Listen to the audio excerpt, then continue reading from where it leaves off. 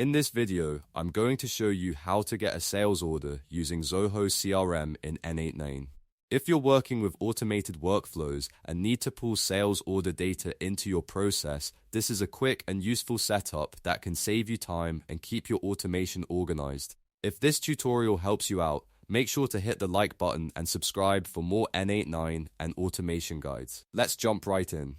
First, open the workflow you want to work on inside N8N. This is the workflow where you want to fetch the sales order from Zoho CRM, so make sure you're in the correct automation before adding anything new.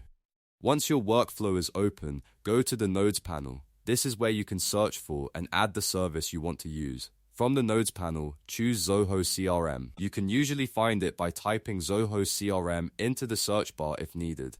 After selecting it, N8N will add the Zoho CRM node into your workflow canvas. This node is what will connect your workflow to your Zoho CRM account and let you work with your CRM data. Next, choose Get a Sales Order. This is the exact action you need if you want N8N to retrieve sales order information from Zoho CRM. Once you select it, the node will switch to the configuration options for that action. Now you can begin setting up the details for the sales order you want to pull. At this point, configure what you want.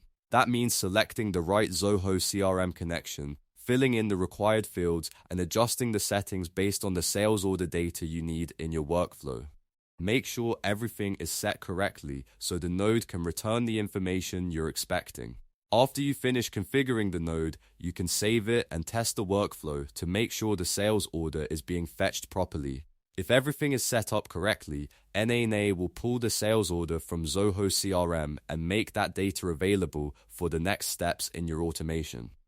And that's it. You've now learned how to get a sales order using Zoho CRM in N8N. If this video helped, don't forget to like, subscribe, and check out more tutorials for building powerful workflows in N8N. Thanks for watching, and I'll see you in the next one.